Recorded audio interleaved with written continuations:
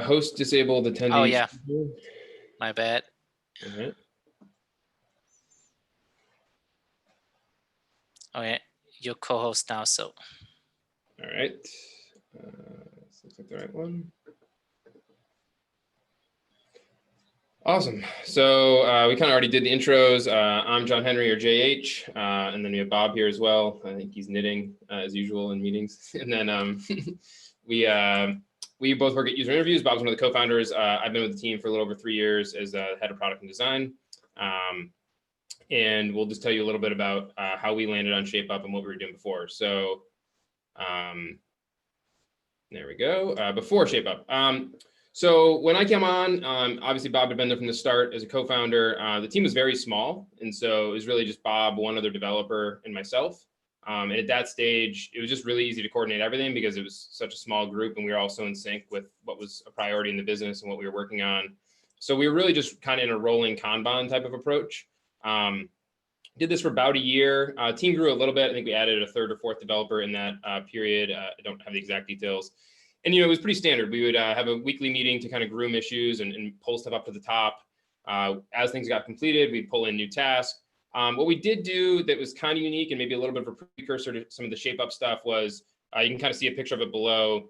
We would try to allocate like what were big efforts or important projects that we needed to do just as a frame or overlay on top of the Kanban day-to-day. And so, a couple examples here from back in the day of trying to get social media verification set up for some of our users, some targeting work, feedback systems, stuff like this. And so we use that really as just like a high level guide so that when we were deciding how to prioritize or what to put where, we had something to kind of balance it off. And yeah, that was really it. Bob, I don't know if there's anything you would highlight from these early days when we were kind of doing this rolling Kanban approach. No, I think, the only other point I make is just that this is before we were fully remote. So again, we also had like that benefit of just like all of us sitting in the same room all the time. So it was very, very, very fluid process. Yeah, I guess to give a little bit more color on that. At the time on the product side, it was really 3 of us. We all happened to be in Boston, so we would meet up in an office space. And then pretty quickly after that, we all transitioned to being fully remote as people moved or the team grew. And so now we are about 36 people as a full company, fully remote, 10 engineers, a couple people on the product side. So it's gotten a lot bigger and more complex in that 3-year span. Cool. And so from there, as the team did grow, we moved to a more traditional kind of like Scrum approach, embracing sprints. And so we've scaled up to about 6 developers throughout this period. We kind of experimented a little bit with 1-week sprints and 2-week sprints. We settled on 2-week sprints pretty quickly. So that was what we did the majority of this time. And it was, your standard kind of Scrum practices. I'd worked that way in past roles. So we had a planning meeting where we would be pointing tickets and figuring out what the commit was, keeping track of our velocity. And that was nice because as we were growing the team, it was familiar to people coming in. A lot, most people had worked that way before or something close to it.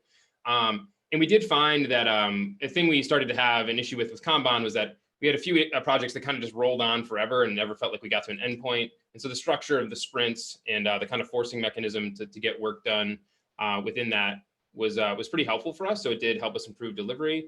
I guess full disclosure, I've never been a huge Scrum fan, so this was not like my favorite phase. I know it works and has good merits, but it's just never been my favorite approach to product development.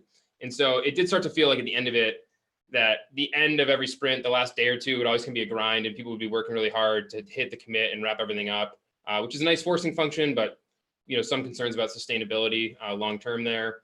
And then we were fully remote at this time and trying to do the planning meetings remote when you're asking people to point the complexity of stuff just is very dry. It was hard to get engagement. You just got like a lot of, people turning their cameras off or faces that didn't look like they were fully engaged. And so I think also just being in a remote team, those meetings were a challenge. Bob, anything to add on our Scrum phase? Not really. I think the only other thing to add is that we were really, really good at making sure that our sprint was already half full by the time we were done because we never finished sprints. We always just had whatever carryover we had. So we were really bad at it. Yeah, this was, I don't think Bob and I would be like the poster children for how to do Scrum well. So we had a lot of carryover, from our commits. We weren't probably the most disciplined on it. So I think it probably could have worked better for us if we were, stricter adherence to, the best practices there. But I think just for the two of us, it's never like totally fit our style. And so, that's a quick backstory. So, that's a good chunk of the time as we grew the team. And then, about a year ago, a little after ShapeUp kind of became well known, we started transitioning to it. I kind of had always followed the Basecamp guys to some degree and read some of their books and stuff. Just think they're interesting in the way they do things, and don't agree with all of it, but it's cool to hear people who have original thoughts on product development and different ways of doing things versus just kind of like another Medium article that is just regurgitating the standard stuff that everybody writes about. So appreciate kind of their unique lens they put on things.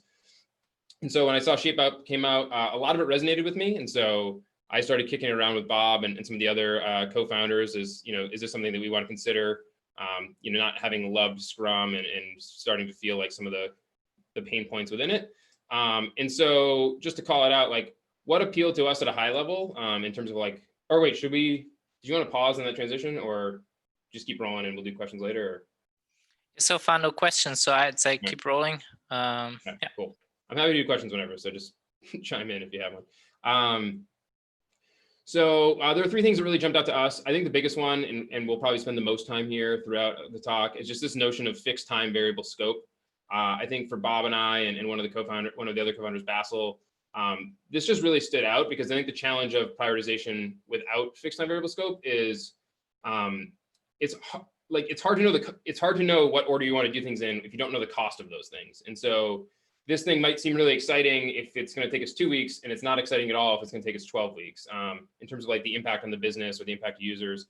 And so what's nice about the fixed time variable scope mentality that comes in ShapeUp is if all the efforts we're doing are the same size, now you're just looking at what's most impactful to the business. And it's a little bit simpler. It's like once you have one stake in the ground, there's something else to kind of focus and anchor off. And so that part appealed to us, and we like that as an approach. And just generally, we like the idea of like time boxing efforts with a meaningful amount of time, so you could tackle interesting projects or deliver meaningful solutions to users, but not have them just drag indefinitely. We also like the idea of really rallying around specific efforts. So I think part of the annoyance we had with sprints was that like they would start to be a little jumbled, like maybe 2/3 of the sprint would be around whatever was the priority at the moment, and then we'd start filling up the rest of the desired velocity or expected commit with just like odds and ends that were the right point values to kind of get to the right total. And so you kind of had this like split focus and some context switching. And so we like the idea of, hey, like this scheduling effort is really important, and let's just have a squad like single focus on that for this duration of time until we get to something that is out in the wild. And then similarly, like not being the most hardcore about like Scrum processes and stuff, we liked the idea that a big part of ShapeUp was that after it's shaped and you hand it off to the implementation team, they own a lot of the day-to-day decision-making and how they work and how they collaborate and what part they integrate first. And there's just some autonomy within the people that are, in the weeds doing the work and like encountering hiccups or forks in the road or whatever, and giving them the flexibility to figure out how to navigate through those as a collective unit was something that was appealing to us because we didn't want to have to micromanage, all of those implementation decisions, as long as the high level parameters were being stayed within. So those are the three things. Bob, any thing you'd highlight here or speak to? I don't know if you can see me, but no, I'm good. Cool. Yeah, I mean, I think it was just one of those things. I think like the simplest way to say it is like we read through it when it came out. There was a lot in there that clicked with us. And so we started thinking about, how we could adopt it or what that might look like in our organization. So I'd imagine people have had similar experiences as they encountered it. And if you showed up here, I'd imagine something about it resonated with you. So that was what resonated with us. I guess the thing we should flag, though, is just even from the start, it never was done exactly by the book in our organization. And the biggest reason for that and the biggest divergence we had right off the bat was the length of the cycles. So, we were still a pretty small early stage startup at that time in the sense of, we didn't have the largest team. We had, good monthly revenue and we're continuing to see it grow, but, we do have fundraising objectives and we want to be nimble and respond to change or inputs as we can. And so the idea that every effort we bite off is going to be basically 8 weeks packaged because you have 6 weeks of build and 2 weeks of cooldown just felt long to everybody. Like when we would talk to people about it, they'd agree with a lot of the principles or find the book really interesting, but there would just be this like nagging hesitation of like, I don't know if everything we do at this stage of our business, we can commit to spending 8 weeks on it. That feels like kind of just like a big chunk of time. Like we would kind of like say, like maybe we had 2 squads at that time. We would like, forecast out the year, and it's like, we only get this many at bats in a year. It's not a lot of chances. And so if we're wrong on some of these, we can't iterate as quickly as we want. And so through some discussion, and there was a meaningful amount of back and forth on this. I think we were kind of split initially. Some of us were kind of more in the camp of like, this is how they say to do it. They've thought about this a lot and they've done it a lot, and they landed here. Maybe we should just do it that way. And then others were like, well, maybe we can take the principles, but do it our own way. And, and that side ended up winning out. And so what we did was we landed on 4-week cycles. And the reason for that really was just, it says it here, but like that 4 weeks felt long enough to tackle meaningful problems and do meaningful work. It didn't feel like it was gonna be rushed and everything was gonna be super small. But it is, 50% shorter than 6 weeks. So, or did I do that math right? I might have messed up the math. It's shorter. And then we landed on 1 week cooldown periods. And so, again, not a lot of science here. It was basically just like, that seemed like the bare minimum. It seemed like going shorter than a week wasn't going to be enough.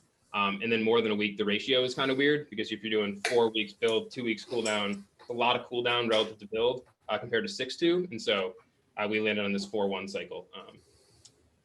Happy to, again, if any questions on here, but Bob, do you remember anything about like this initial like kind of rollout or debate and the 4-1 stuff that you had?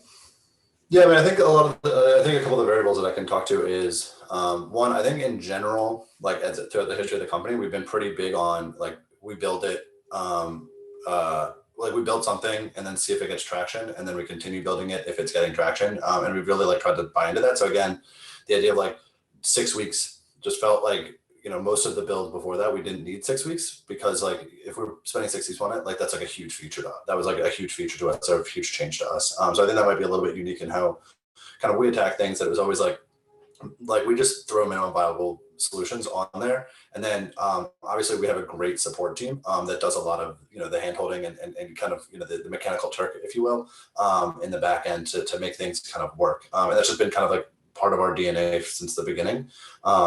And so I think that's where like, making it shorter was probably more meaningful to us, just because we do generally think in such small increments and trying to just get things out. And like, there's so many things we've just not followed up on because no one used it, or, obviously continued. And then I think the other thing here is that we do definitely have micromanaging co-founders, myself included. And so therefore the idea of letting us run around for 8 weeks was, I think, a little bit out of their comfort zone, for probably incorrectly, but definitely something to be noticed here. Yeah, and I think it's just an interesting maybe observation is people are at different stages in adopting this. Like even now, like, a year later, as we've gotten bigger and there's a little bit more autonomy and separation between like, the other 2 co-founders, myself, like this is a little easier as we've kind of grown into it. But I think just like when you're adopting it is pretty impactful in terms of like how you might want to adopt it, is at least been our experience. Cool. And there's a couple of questions rolling. Yeah. So maybe let's the first one I'm seeing is, how do you handle shaping the pitch from an engineering standpoint? Are you doing technical spikes before the pitch kicks off with the team? Yeah, so this is one, a lot of the times I will like, again, this may be unique to us, so I don't know how helpful this would be, but like I know the code base really, really well since I wrote most of it. So it's generally the way that we do it is that we will, like I'll just kind of think through solutions and kind of, I'll be doing some investigation into it to see like what I think the minimum viable solution is. And then within that, usually be able to give like a decent feel of it. One thing that we have been prioritizing recently, especially as I've become less hands-on with the day-to-day, is making sure that the engineers do get to at least like buy in and understand kind of where I'm coming from. I think the biggest thing there has really been making sure that in our shape up document and in our shaping document, that we're relatively clear, or that we're like really clear about what what I was thinking of when I said that I thought that something meaningful could be done in this much time. Because I think that a lot of time, like I think we've had bad experiences where we've been like, hey, like this is the thing you're going to work on. And then the engineers go off and don't necessarily go down the paths that I go down because they don't know the code base like I do. And so I think there's definitely been a disconnect there that needs to get fixed. But that's been our general process is mostly just using my knowledge of the code base and the parts that we're going to change to ensure that we actually have something meaningful, and then try to get a little bit of buy-in from the engineers as we kind of developed our process. I think there's a good question that connects to this. And by the way, when I'm reading these out and you submitted them. Feel free to follow up if you feel like you want to, right? Mhm. So the question is, what is the squad doing in cooldown? Do they polish on the pitch work that didn't get done, or things completely outside of the pitches? Yeah, so that's a good question. I guess one thing we should probably just kind of state from just like how we did it initially was that really Bob and I were doing all of the like shaping and pitch work, and the squads would be doing all of the implementation and build work. And so in the initial days, that was kind of the separation. And so there'd be the handoff of like, hey, here's the thing we selected, and here's the shaping doc behind it for you to pick up and run with. So we were kind of always doing that piece of it, at least early on. We tried some different things in the middle, which I'll get to later. And so in the cooldown week, again, we'll get to this in a little bit, but I think we've had different phases. One is in the very, very initial adoption, I think we saw people really struggle with the fixed time variable scope kind of mentality. And so for better or worse, despite our best efforts to stop people from doing this, they would get something shipped, by the end of the cycle, and then just spend the cooldown week doing more stuff related to the cycle that they wanted to finish but couldn't. Which wasn't the worst thing, but it didn't really feel like the spirit of like, undirected cooldown time to maybe work on, some code-based style, like patterns that you want to improve, or a bug that has been kicking around, or like, whatever else might be a pet project for somebody.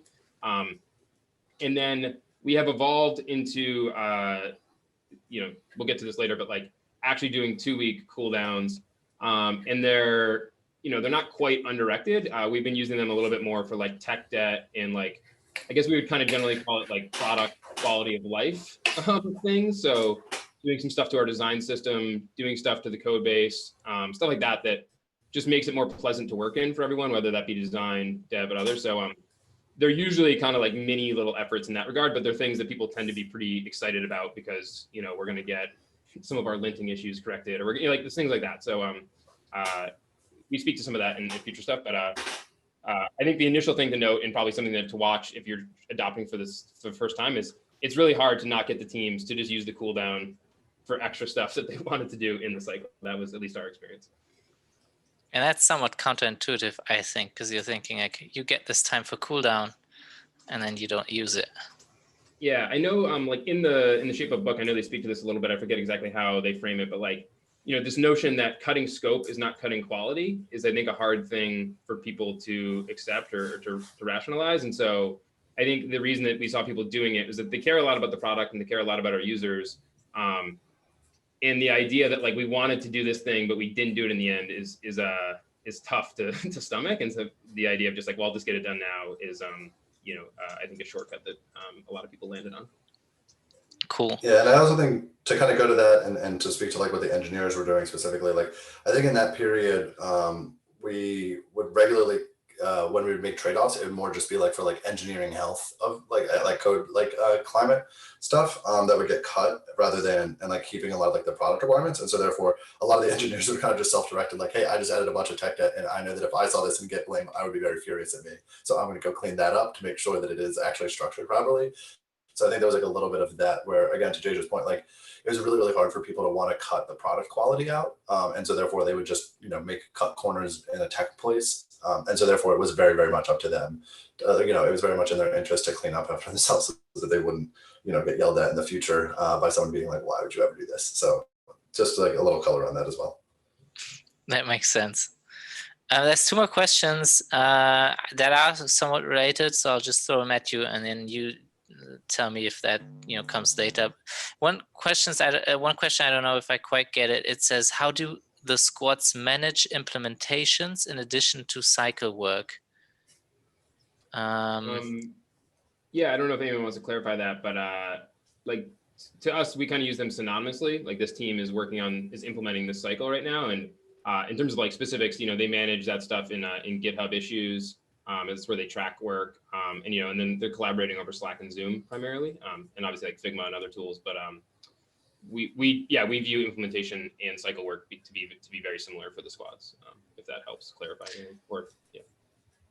All right. And how often does a feature take more than 4 weeks to do? And if that happens, do you commit more than one cycle to a feature? I think that's a really good question.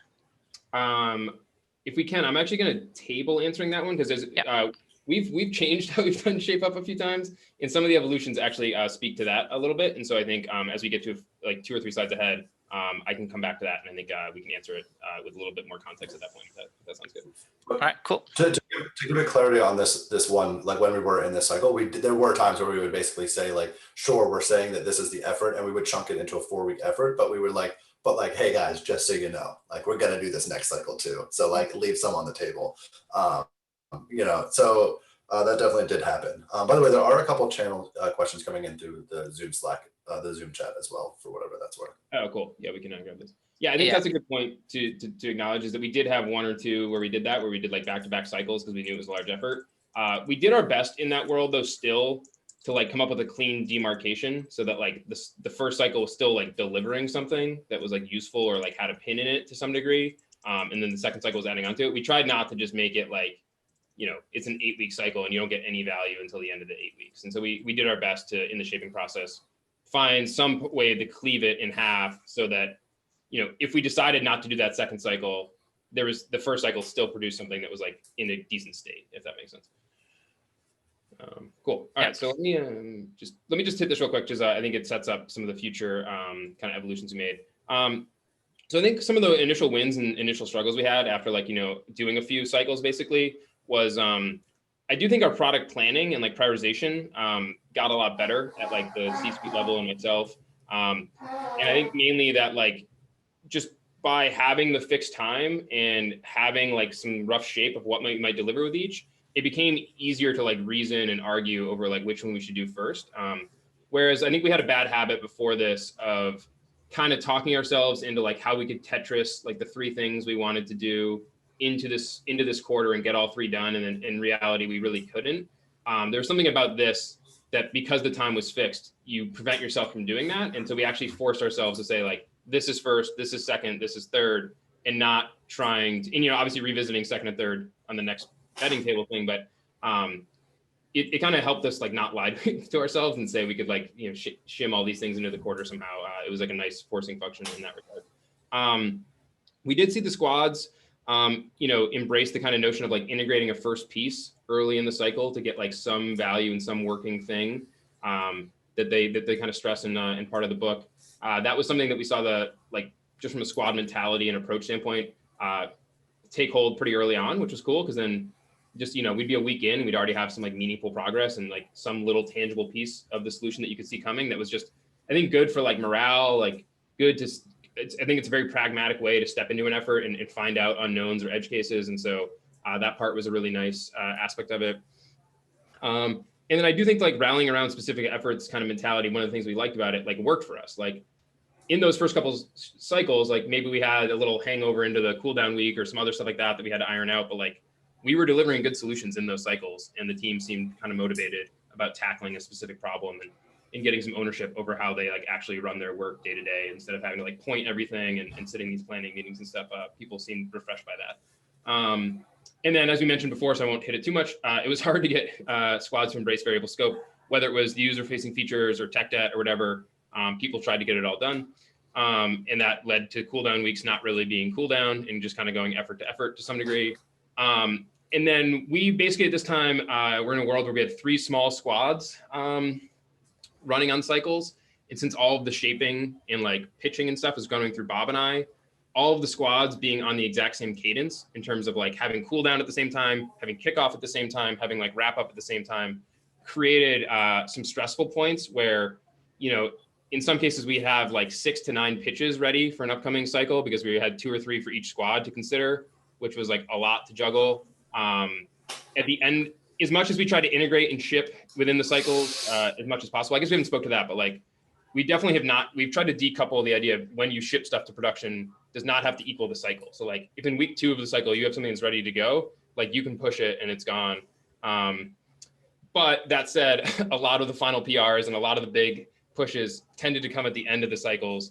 And so when you have 3 squads kind of all hitting their big like pushes simultaneously, it's a lot of code review, it's a lot of merging, it's a lot of release. So like those were kind of stressful points for us from there.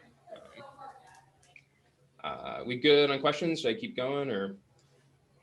I think you can keep going for a little bit. All right, cool. Yeah. So as I mentioned, we've done a few different things here, and maybe this will set us up for a lot of questions from here forward.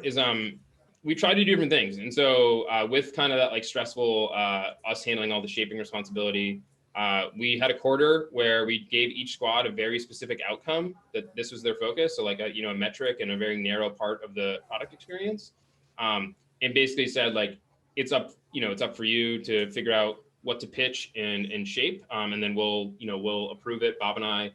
And then that will be what you work on next. Maybe not surprisingly to people who've read the book and understand why they say some of the things they say in the book. This didn't go super well because it's hard to own shaping and implementation simultaneously. I think they're very clear in how they outline it that you want that to be two different groups of people because it's a lot of work. And if you're doing it simultaneously, you're kind of shortchanging both. And then similarly, because it's a lot of work, they would often maybe only have like one pitch or thing shaped, ready to go going into cycle.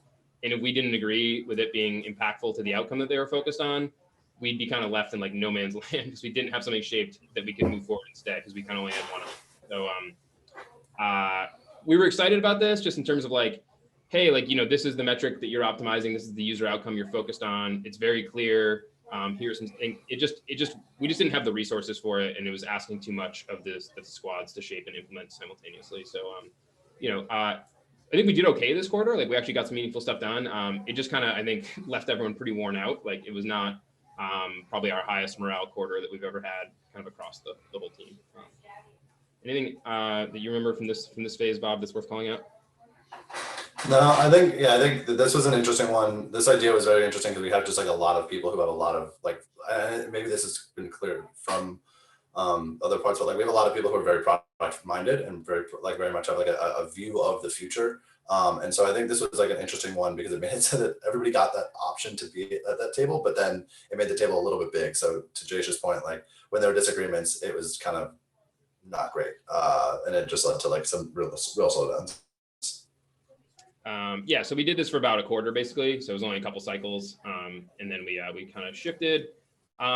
And then the biggest change we made that we've actually maintained that we've been really happy with is we've allowed cycles to be different lengths. And so it's like, it gets to be a little bit of a difficult one to explain verbally, but like it still is fixed time.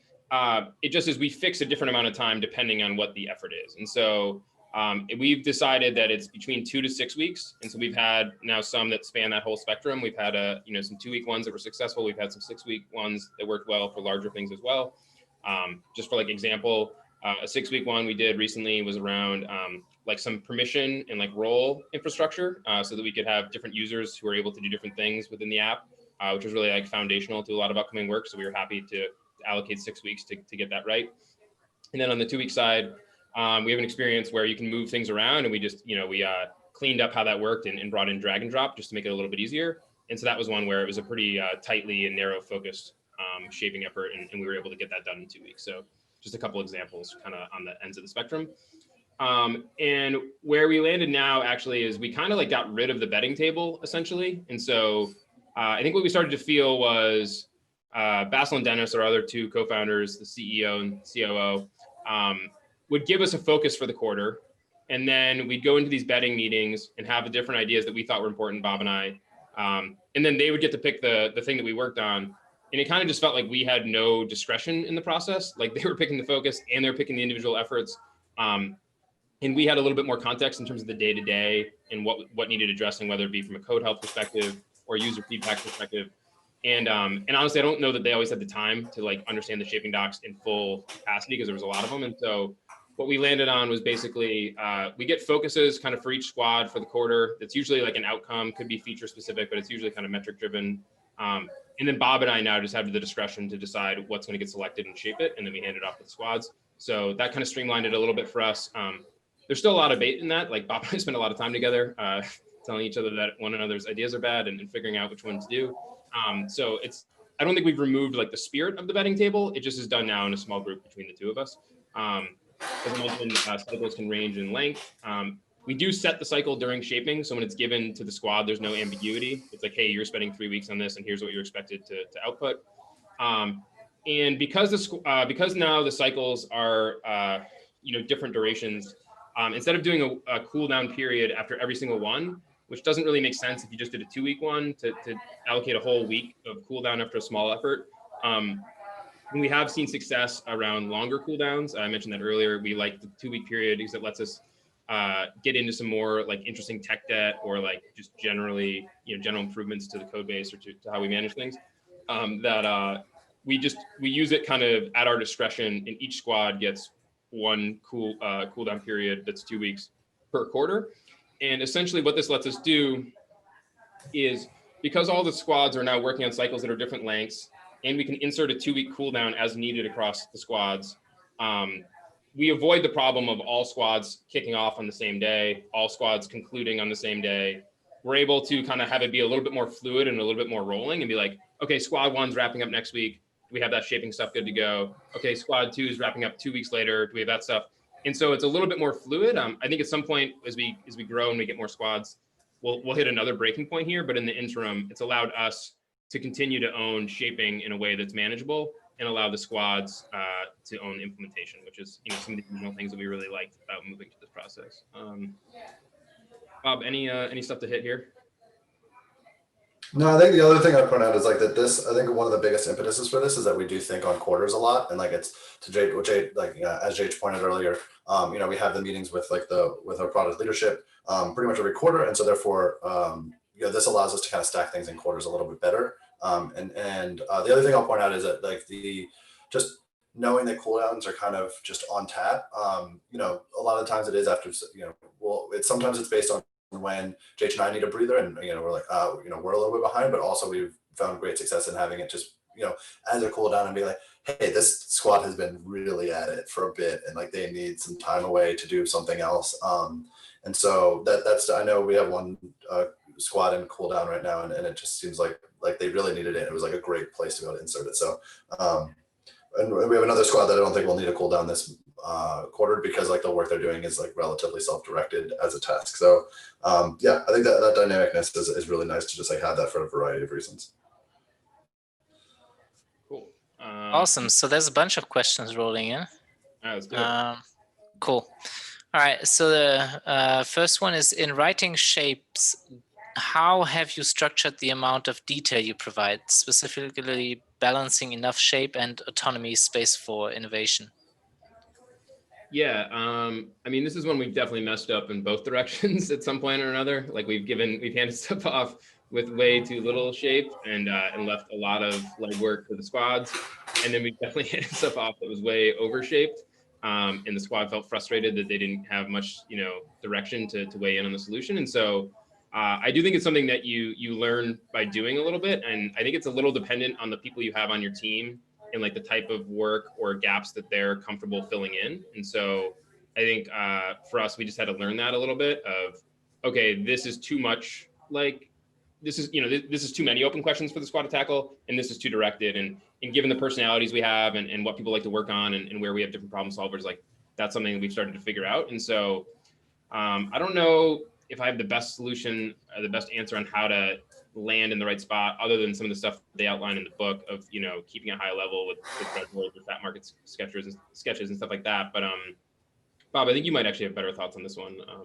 Yeah, I think my main thing here is I don't know that I'd say that we've found, or that I think that there is a sweet spot in like what fidelity you want something to be, right? Like if it's a 2-week cycle and it's something that we really know what we want and we can just give that to a squad and they can just run with it. Like, I don't think that that's wrong. And I don't think that a 6-week effort that, we want to let them have that fluidity and that openness. I think the biggest metric for me has been, and Jake and I have really been keying in on this recently, is making sure that you don't just base your appetite and the time that you're giving people based on just the engineering focus that they need, but also making sure that like if you're going to have a lot of open questions, you need to give your product people enough time to answer those. Like if you're going to have a lot of screens, you need to give design a lot of time, and just making sure that you're understanding. I think because we were like, our product team started with just an engineer and then we added some product, but we've really been engineering focused. We always think about the engineering time to build it and just so making sure that whatever fidelity you do, that you're making sure to allot the amount of time that you need for that squad to finish up that work and answer all the open questions you have and to go down all the rabbit holes that you weren't able to go down or you didn't think were important to go. So I think for us, it's usually the longer the cycle, the lower fidelity, the shorter the cycle, the higher the fidelity, just because the idea is it's less again about just like, this is the fidelity I always give it to you at, and more just if I have open questions, I need to give you time and I need to give you appetite to answer those questions. And then obviously you still have the guideline of appetite to say like answer the questions, but like only accept answers that you think that you can get done, within the appetite after those questions have been answered. So I don't know that I'd say that there's a specific fidelity that I target for, but definitely like, every open question we leave them, I'm always like, okay, but this is going to take them time to answer. And that's kind of more the focus I put on.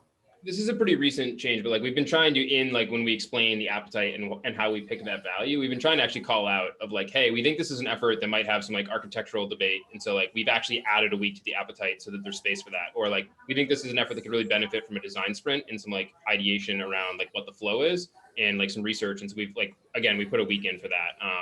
And so we're trying to just be transparent on that. I think one thing that has helped on that front too, and we're trying to do more, which is I think, again, not exactly how they explain it in the book, is they kind of treat shaping as a closed door process and you wait till it's in a good state. We found we get a little bit more buy-in from our team if we give them some sneak peeks into like what's taking shape that might be next for them. And so if they have strong objections that like we can't get something meaningful done in 4 weeks or whatever, like there is a window for that discussion to happen versus like the handoff. And so I don't think we've totally figured out exactly how much transparency or exactly when to pull them into the process, but I think we've seen that trending in that direction benefits us a little bit from when we do get into the cycle, people have a little bit more context and are a little bit more bought in on the work that's coming. Yeah, I want to throw in a question that's related, which is, do engineers push back when they are given the cycle time and they didn't come up with it? Yes, but like also I generally show them, it's a little bit of a power move, but I'm usually like, well, I could do it this way. And a lot of them have the pride to like,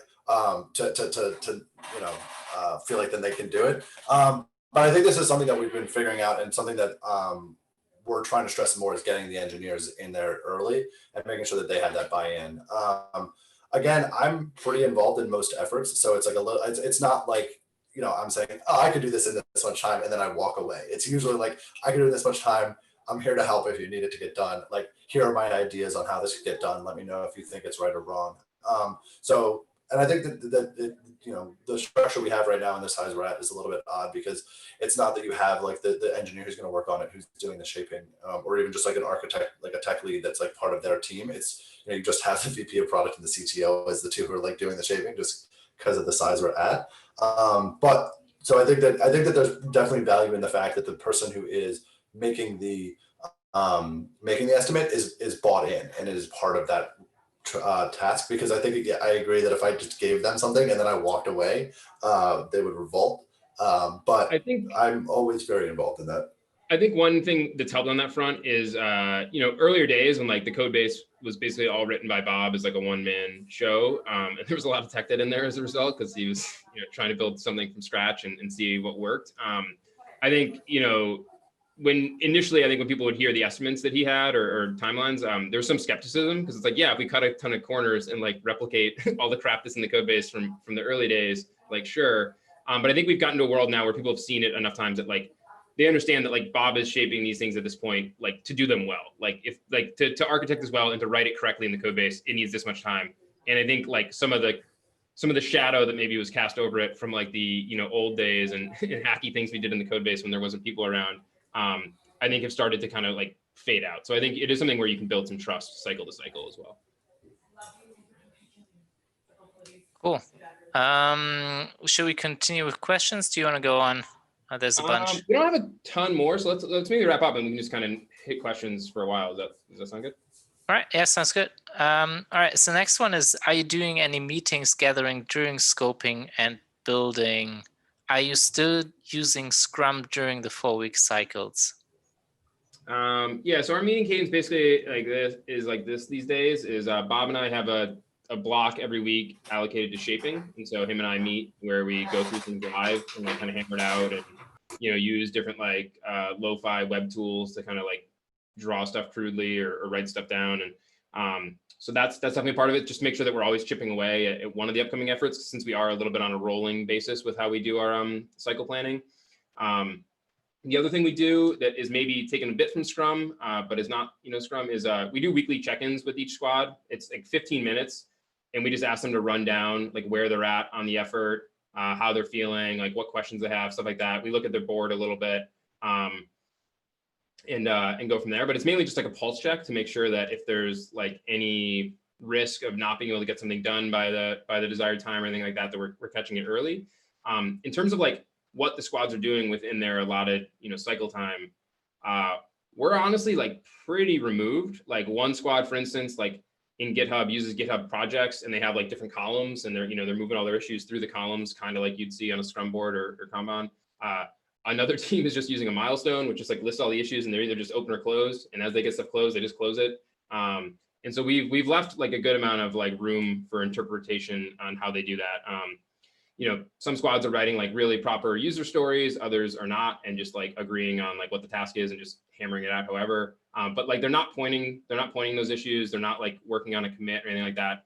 They're just using them to track like to-dos basically that need to get done, and doing it in whatever language or kind of organization that works best for that small group of people and how they like to collaborate. So we tend to leave that pretty open to the people doing the work. Well, I think that answers a related question on how are you using hill charts and to-do lists. So basically, everybody picks their own stack on that. Yeah. I mean, it's all in GitHub. We have that limitation. We'd like to use hill charts, but we don't use Basecamp actually for like our project management. So there's not, like, to my knowledge, that's not really built into any other software. I think it's a really interesting concept, and one of those things that I think is a cool way to represent work in progress. Just hasn't seemed worth switching tools for. So yeah, we get a lot of where they're at and kind of like feel where they're on the hill just from those weekly syncs, where we're getting just like the verbal updates and a sense of how everyone's doing. Yeah, makes sense. Do you use a template for the shaping docs? Yes, so that is something where early days was pretty inspired directly from ShapeUp. We had a period in the middle where we were a little less disciplined about the exact template and stuff we were using, and now we've actually recently just recreated a new one that again is very similar and inspired by the way ShapeUp outlines it, but just as a couple small tweaks and nuance for things that are important for our organization or for other stakeholders. But yeah, we are trying to work off of like a standard template for that. Cool. I'm just gonna move through them. Do people switch squads between cycles, or are you always assigned to the same squad? So it's been pretty consistent. I think we might have some shuffling here or there going forward, but typically we try to leave it alone. I think part of that is because each squad is allowed to work in unique ways and figure out what works for them.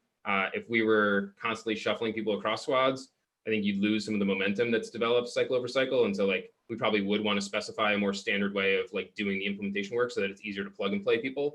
I guess just full disclosure, what we found in a remote team is our squads are really small. So the engineers are just paired up. So we have 2 engineers on a cycle. And we've just found that like it's just less overhead from a planning and meeting perspective. It's easier collaboration. You can still get a lot of stuff done with 2 engineers instead of 4 or 5, which is maybe a more typical squad size. It lets us have a few more efforts in flight in parallel because we have more squads. So if anyone gets, if anyone were to get delayed or something, it's a little bit less impactful because we have other stuff going on across other departments. So we have so far kept those pairs pretty intact. But yeah, I don't know, Bob, if you have any thoughts on how that'll evolve.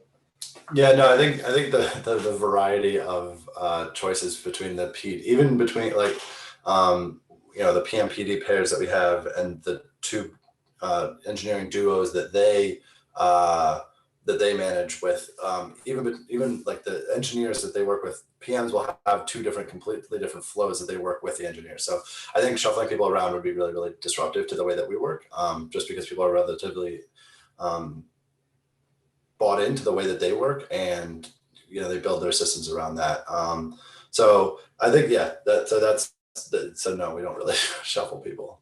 I think we might see some consolidation in how people work, as PMs think through like, hey, I do it this way, what do you do? And oh, that looks good, I'm going to take that too. But like, I think what we want to leave it as is like, let them come to that realization on their own. Like, I just don't care to be in the details of like how they're writing their tickets and stuff. I'd rather let them figure it out. All right. How do you get designers and developers to work well together? As in, how do you get the developers to happily start the development without full designs? Is that something you experience? Yeah. So good. I was just gonna say, I think that one of the things that we definitely, I think this is difficult. I know that a lot of our engineers, especially when it's something that is a relatively complex front end, are very hesitant to start too much before they get into before they get the high fidelity mocks, because you start building on a component tree and then it all doesn't matter because the designs are completely different. I think what we found a good success for is, and maybe this is just partial to some of the work we do, but it is, just getting the first piece going and making it so that it can be lo-fi, and getting that back end stuff working has been a big success for us. We did just have a squad do all of the front end work first, which I'm still learning about how that went. But they had the mocks up front. I realized I jumped in here thinking I had something really meaningful to say, and maybe Jay has something better to say. But mostly just we go back end first is usually the route there, and luckily most of our things are we have all full stack developers. So I think it's hard. I think it's one of the hardest problems, and I think we flagged that in some of the challenges in the last slide. I think what I continue to try to beat the drum on is that I think there's related stuff that developers can start on, even if they can't do like exact feature work. I think that's like, they can just familiarize themselves with that part of the code base. We tend to move the squads around the app to some degree. So it might be part of the code that they don't have a ton of experience in. So getting in there, at times they go in there and just refactor stuff for a few days, just because they're going to be spending, a couple weeks in there, and they already recognize some things that can be improved pattern wise. And I think that's good, like upfront work to set the stage. We've had people spend some time doing like, hey, this flow is going to be really hard to test because it's like deep in our process and a lot of conditions need to be correct for you to go through it as a user. So like maybe we need to build out our seed data so that it's easier when we spin up review apps to walk through it without having to waste a bunch of time making fake projects and making fake data. And that's like really useful groundwork to lay even without knowing what the exact solution is going to be, because you know the stipulations that are going to need to be required to test it. And so it's not like really an answer. I think it's a challenge we still struggle with, but I think getting product and design ahead of cycles is something that we'll probably continue to tinker with, because it does seem to help if you can do it. And I don't think we've figured out the exact right way to do it yet. Cool. There's one question that maybe I can answer. It says, who's responsible for shaping? And I'm wondering how the PM fits in this framework. Maybe you joined after we started, but I think JH, you said that it's you and Bob exclusively doing the shaping right now together. Yeah. I mean, I usually share it with the people on my team, the designers and the PMs, like in our one-on-ones or other things, just to give them previews and get their input on it and stuff. And I think that's usually has been helpful and effective. But yeah, it's predominantly Bob and I, and we're trying to figure out the right way to share it with squads so they get some sneak peeks and see it coming. But we're largely left to do it ourselves. And how do you handle knowledge sharing to make sure all knowledge on how certain stuff works isn't stuck in one squad? That's a good question. I think we're feeling like as just a whole company and team, like we're at this stage of like, when you're really small, everyone has to be a generalist and know everything just out of necessity. Because if you only have 2 engineers, the 2 engineers are going to work across the whole app. And I think we're not quite at the scalar size where like everyone being more specialized into domains or different areas of ownership would be like the obvious or more natural path. We're kind of like in between. And so I think we're starting to try to do our best, like when we are shaping and thinking about upcoming cycles, or like what focus a squad's gonna have for the quarter, doing what we can to play to squad's strengths. So like this squad has worked a lot in this part of the code base, and we're gonna have a focus that's probably gonna overlap with that. Let's try to earmark that squad for those cycles. And like, so we're kind of doing it in this ad hoc way where we're trying to limit how much context switching and how much jumping around we're having squads do, but like it's imperfect because we only have so much capacity, and if there's something that's really high priority that we need to get done, we're just going to put a squad on it and they're going to learn it, as part of that work. But Bob, I think you probably thought about this more, because I know engineering brings it up a lot in terms of ownership on parts of the code base and knowledge and stuff like that. Yeah, I think the best thing that we've done so far is we have a weekly brunch and learn where we just have all the engineers in a room, and then we have presentations between the engineers, and a lot of that is just, hey, I just did this thing, here's how I did it, like here's some cool stuff I learned. And so that's been really, really helpful for us for disseminating knowledge. But yeah, I mean, to JH's point, like I kind of know how everything works, and then so that's usually where the knowledge is held. So this is something that I think that I don't know that I have a perfect answer for, but I do find that just getting people talking about the things that they're working on, and then we tried to institute random PR, like just having people pick random people to choose to review PRs. But that's not gone super duper well because everybody just feels over indexed already. And so therefore adding another responsibility has been difficult. But I found the brunch onlys have been really, really nice because it does allow us to just, allows people to kind of talk about what they've been working on. And I think the patterns are starting to emerge. Like we have one squad that mostly owns and manages like our design system stuff. And so like in their cooldown weeks, we have them typically do design system related tasks. Obviously in the course of other work, other people are contributing to it or doing it, but like they kind of know that those two people are good people to go to if they have questions on that stuff. And so like we're kind of getting into some like natural ownership and localization, specialization, whatever you want to call it. But I think we're probably like one more like growth cycle on team size away from that being solved in a more thoughtful way. One question is about, can you restate the size of your engineering organization real quick? If you paired developers into squads, how many squads do you have? Yeah, so there's 10 engineers, not counting Bob. So and so there's 5 pairs, so 5 squads.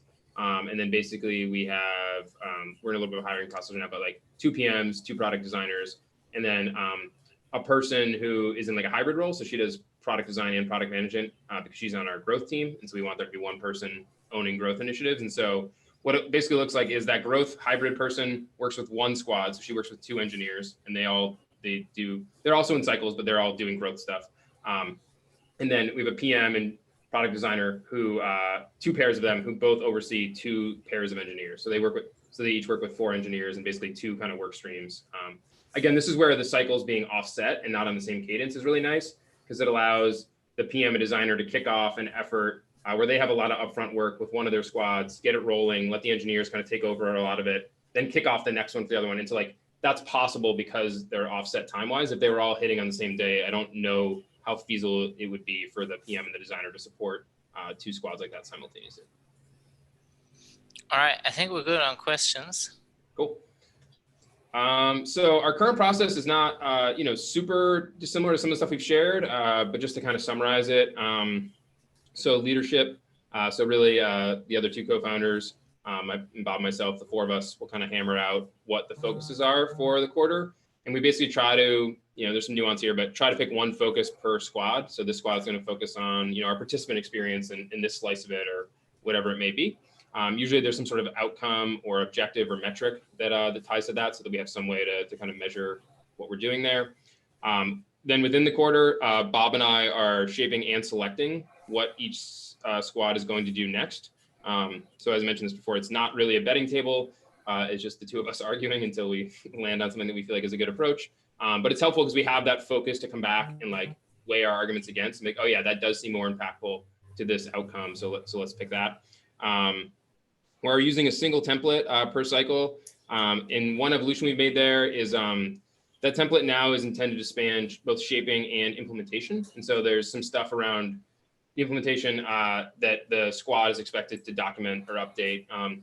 It's nothing super detailed. Like we're still having them do their work in Figma and GitHub and like that's where all the specs live. The idea is that this is like higher level questions of like, what's the rollout strategy for this cycle? Are we going to ship things to production just iteratively whenever they're done and just like push it right to master? Are we going to put stuff on an Epic branch and wait until it's all complete and then we'll release it? Is it going to be an A/B test? And so therefore we need to set that up from the start. Similarly, like, is this something we're going to announce with marketing? And if so, to what segment of customers and through what channels? And so there's just a couple high level questions on the implementation side that we'd like to have in that document as well, so that anyone in the company can open that document, read through it and get a pretty good sense of like what this effort is doing and how we're rolling it out. Cycles all range from 2 to 6 weeks. Bob and I select that. As I mentioned, we're trying to bake in time for engineering, debate or design sprints or whatever into that time to make sure that the people have the right amount of time to put into answering questions that need to be answered.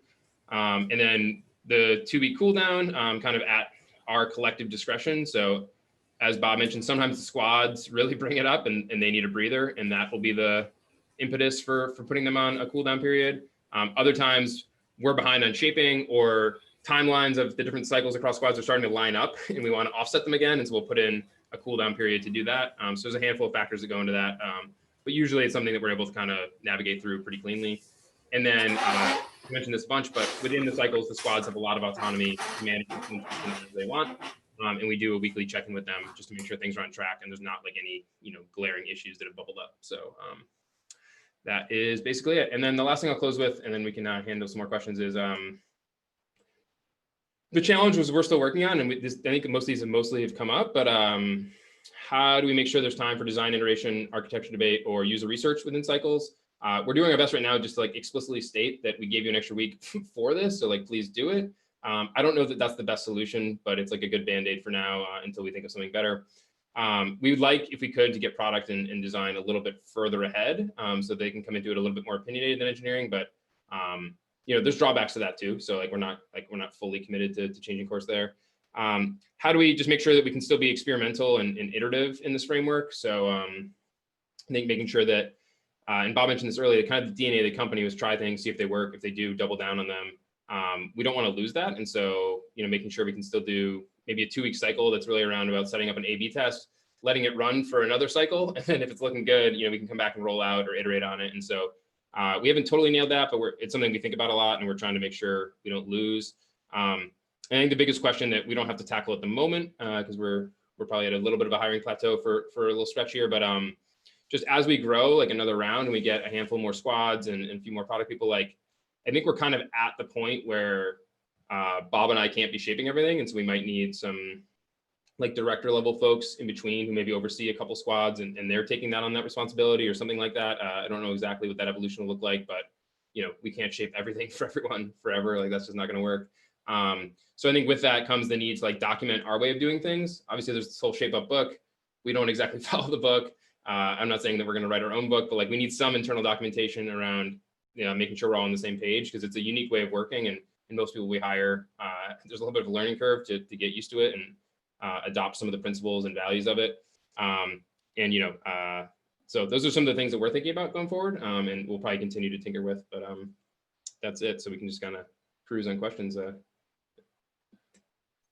Awesome. Cool. I guess now would usually be a round of applause, but I mean, this is it's the digital way of it. Cool. Yeah, there's a couple of questions that came in since then. So I think one that is related directly is, do you think PMs should be able to shape? If not, what should they learn, or what are they missing? I think so. I think it's just at what seniority. So like right now our org is pretty flat. Like there's me as the head of product, and then there's individual PMs. I think in a world where maybe you're a little like hierarchical, where you have like a VP, director, and a couple individual PMs, I could see like the director level probably owning shaping, making a ton of sense. And I think that's probably what we might evolve towards. But I think in general, I think the skill set that PMs need to just do the day-to-day work, I think translates really well to shaping, right? Like they need to make decisions. They need to know how to make trade-offs. They need to know what's impactful to the business. They need to know what's impactful to users. And you're just doing that in shaping at a higher level. Like we're making this decision on this effort because we think it's more impactful or whatever, or it's better, ROI from a scope perspective. And I think PMs also need some, technical fluency, not in the sense that they can write code or be this, but like they need to have an intuition around like what's easy or hard and like what's big or small. And so, I think why Bob and I are able to go back and forth really quickly is, having been in the weeds together when the team was super small for like a year and a half, I have a really good grasp on like what's easy or hard to do in the app. He has a lot of opinions on the product flows and the user needs. And so like, we're kind of able to speak the same language across those areas. And I think those are things that I think make an individual PM successful just in day-to-day work. And I think they translate to shaping well. So I think it's just a matter of seniority and like what your org needs, but I'd expect most PMs to have the right general skill set to be able to pick it up would be my, I guess, high level answer. Yeah, that makes sense. One of the questions is, would you be open to sharing an example of one of your shaping documents? I don't know if that's something you want to do. That's probably something we should check with somebody else on, like what we can or can't make public. I think we'd probably be cool to make like the generic empty template available that we've landed on, if that's cool for people. It's like nothing earth shattering, but we think it works for us. I'd have to check with other folks if we're comfortable, like, exposing like proprietary stuff that's in those for like real efforts, but yeah, sure, that makes sense. Cool. And then we do have this one open question, but I think Bob, you answered it around how often does a feature take more than 4 weeks and what happens if it does. and you spoke to that, I think. Yeah, it's we try to avoid it, but I think one thing that happens in product development, right, and I think you see this in the original like Agile manifesto, of just like responding to change and adapting as needed. And so like we've definitely had cases where things ran a little over, and I think it's honestly been easier in our current framework to allow for that, because not everyone's on the same cadence, and it doesn't throw off the whole like vetting meeting and everything else. So we certainly try to avoid it at all costs, but it's a little easier for us to like recover from when it does happen these days. That makes sense. All right. That's kind of the end of the questions, unless some of you on the call have direct questions. I mean, we're a small group here, so just feel free to open up your mic if you want.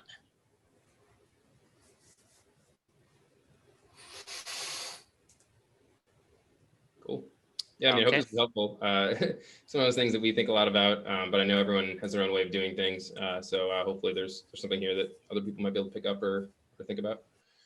Definitely. This was super interesting from my point of view as well, because I mean, I've spoken to a few teams now who are using ShapeUp, and all are putting their different like take on it, all have their different take on it. And there were a ton of points that resonated with me personally around cycle length as well. I think you made a good point for the 4-week in the beginning, something I think for our team to reconsider. Yeah, I'm personally taking a lot from this. So thank you, both of you, for making the time, and everybody for showing up.